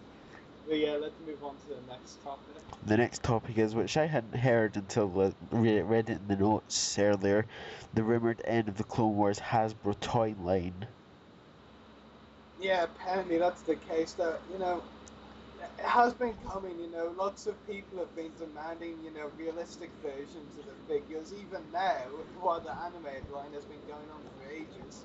Like, personally, while I understand there is a demand for all Star Wars figures to be realistic rather than, animated, Yeah. Like, the Clone Wars line, basically what I've been saying to people who say, oh, I want realistic figures now, well, Clone Wars characters, basically, I'm going to tell them this, and it's quite simply put, and this is my view on it, and this is what I've loved about, the toy line, Hasbro, and Lego and all that, for all these years that I've been a collector, what I love and want is my toys, that sounds kind of weird, I know, to be accurate to how they looked on whatever they appeared in. If they appeared in the Clone Wars animated style, well then I want the Hasbro and Lego and whatever else to be animated style. I don't want them to look realistic. Look, I'm just going to grab a random Clone Wars figure here. Clone Trooper Sinker of the Warpack Battalion. He looks very animated. In fact, his eyes look a bit weird. They're like looking upwards in a weird way. Like Clone Trooper Sinker, he's an anime. He appeared in the Clone Wars. Yeah. He's an animated character. Therefore, I want and got his animated figure. That's what I would have wanted. And Lego, they do their own specific way with their Lego sets. They have their own special minifigure style for minifigures from the Clone Wars, and that's great. Yeah. Lots of people, the slight majority, actually hate the Clone Wars style Lego minifigures. But I think it's fake because that's how they appeared in the Clone Wars. Yeah. Now, more accurate than the movie style look of the Lego minifigures. Like, I'll just grab a couple of Lego minifigures. Here's an example. Like, I've got a Wolfpack Trooper, again with the Wolfpack, from the from a Lego Clone Wars set. So I've got him looking like Clone Wars style. Then I've got 2013 Lego minifigure, the Clone Trooper Sergeant from the recent Battle Pack. You know, there's just such a difference. One of like really looking more animated, the other is looking more like serious and all. Well, I'm not sure serious is the right word I'm looking for, but like he looks like more, well, obviously he doesn't look animated, and that's kind of what I like, the Sergeant, the Clone Trooper Sergeant, he appeared in the films, therefore I got him.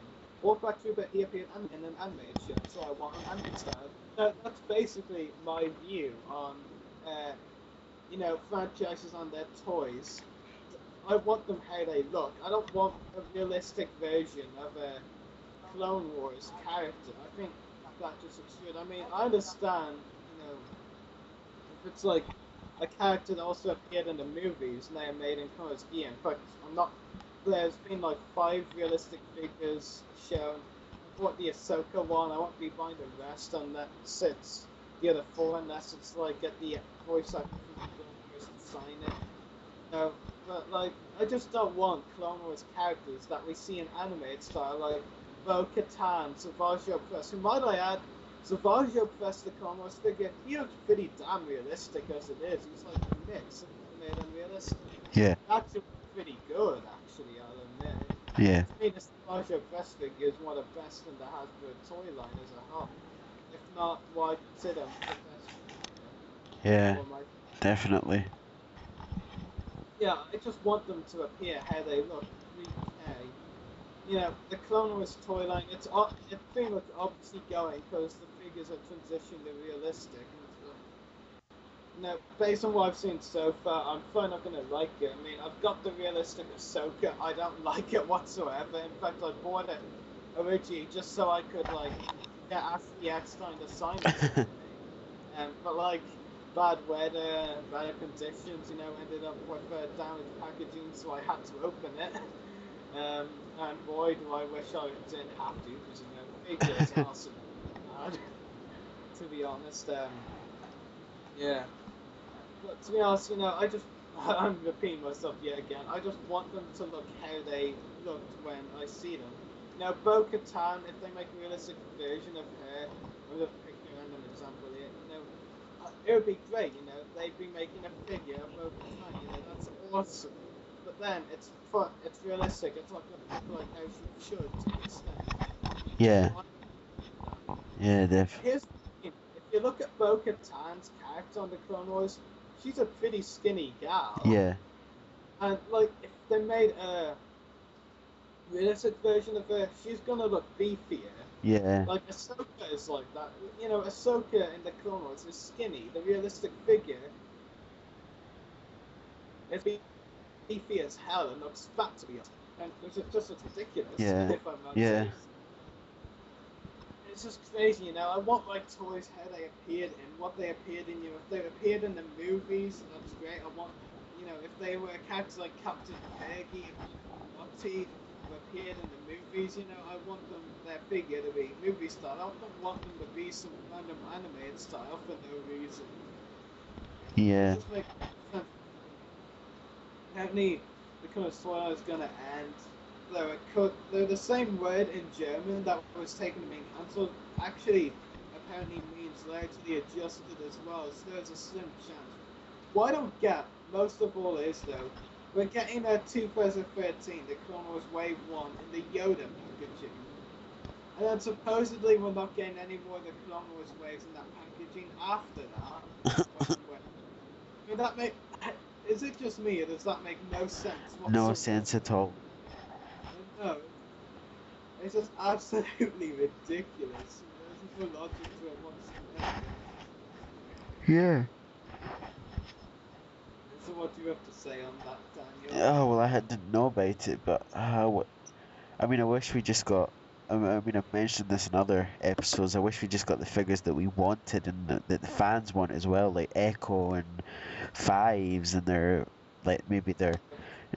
okay, maybe I'm just sounding a bit of a clone fan, but I mean, it'd be better to have like more clones made and like 300 Anakins and 300 Darth Vaders. I mean, actually just crazy, you know, they're releasing one new clone trooper in this wave, the last wave of the Clone Wars line, possibly, and this clone didn't appear on the show.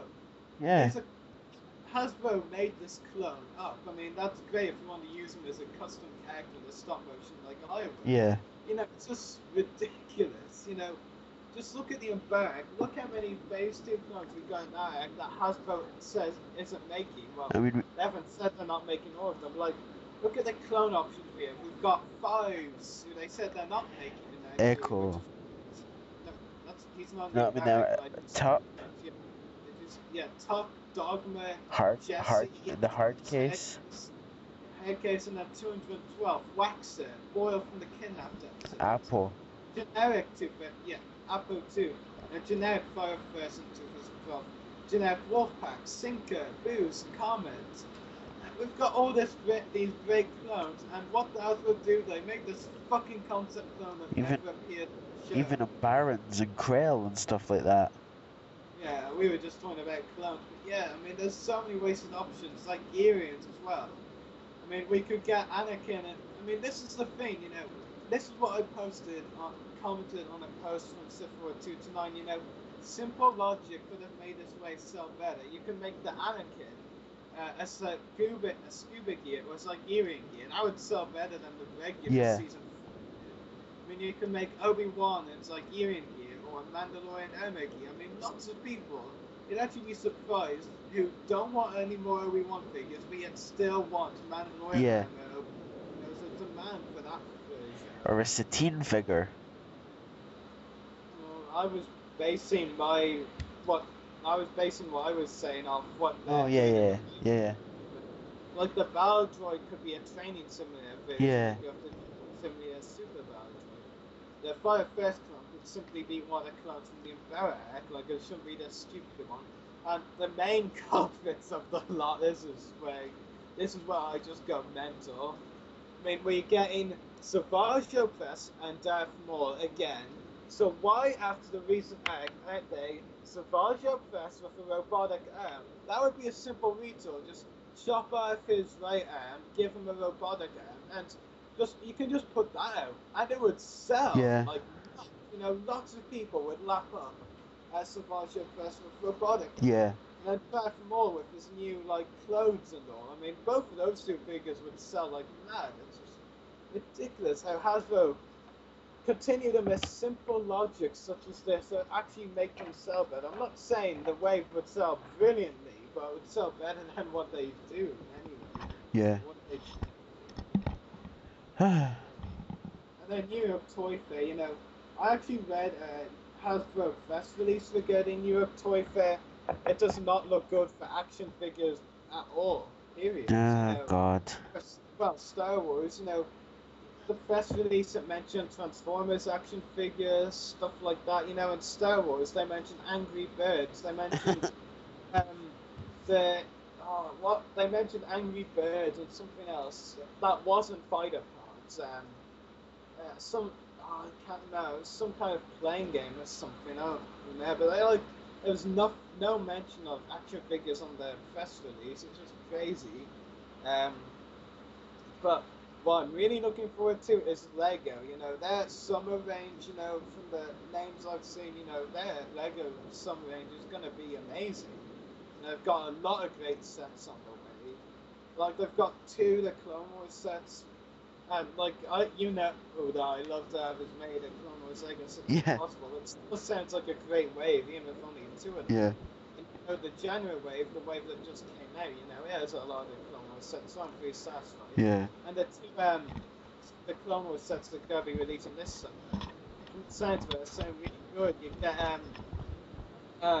HH-87 Starhopper set. Neither of you know what vehicle that is. It's the Zygerian ship that they brought back in other episodes with other characters. I've heard nothing about this set. That's any figures are not confirmed. It's supposedly going to contain Plo Koon and 2 Zygerians. But I'm not too sure on that. nothing official anyway.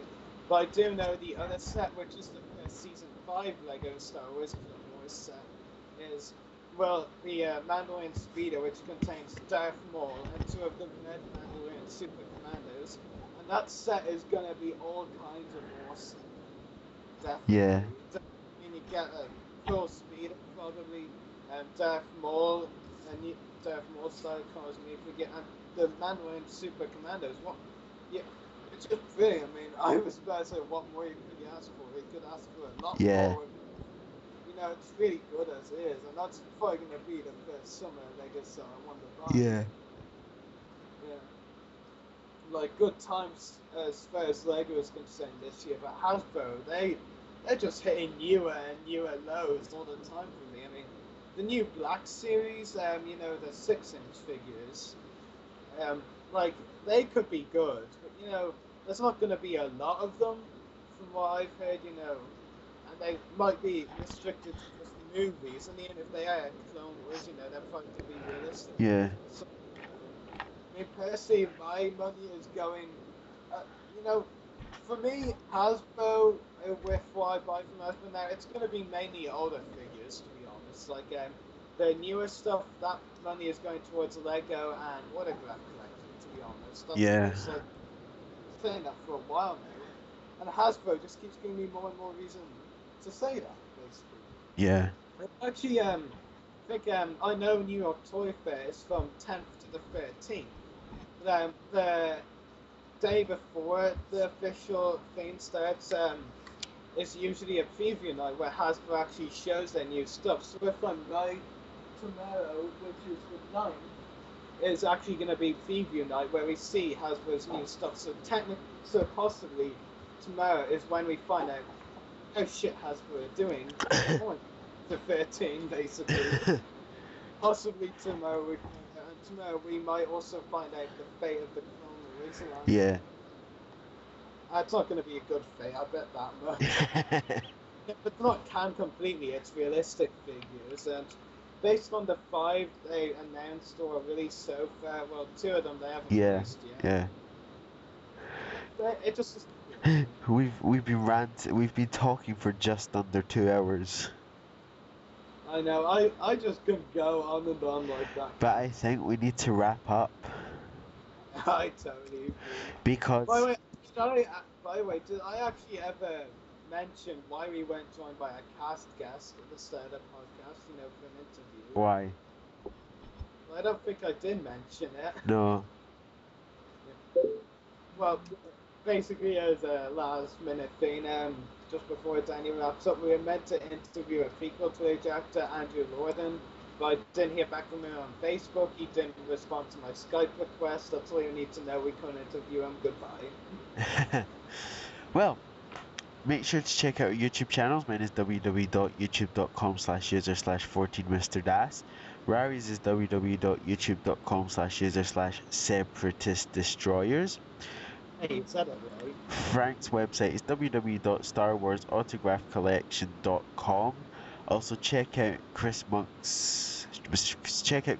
IMBD at www.imbd.com/name/NMO612681. And also check out Nick's Joseph's Autograph Shop at Sci-Fi Convention Signers Cooperative at www.skyficonventionsigners.weebly.com/nickjosephautograph.shop.html. Are you gonna buy an autograph from there now? I'm not sure. No, you might want to wait until... I'll wait until Burnley and get one there. Definitely need to get one from him now. Why, just because we had him on the podcast? Yes. Well, you should ask all of those who were on the podcast to sign it for free then. Just like, you came on my podcast, you say for free. You have to be polite about it. I'll use my nice Scottish accent. Yeah, that's gonna go down well.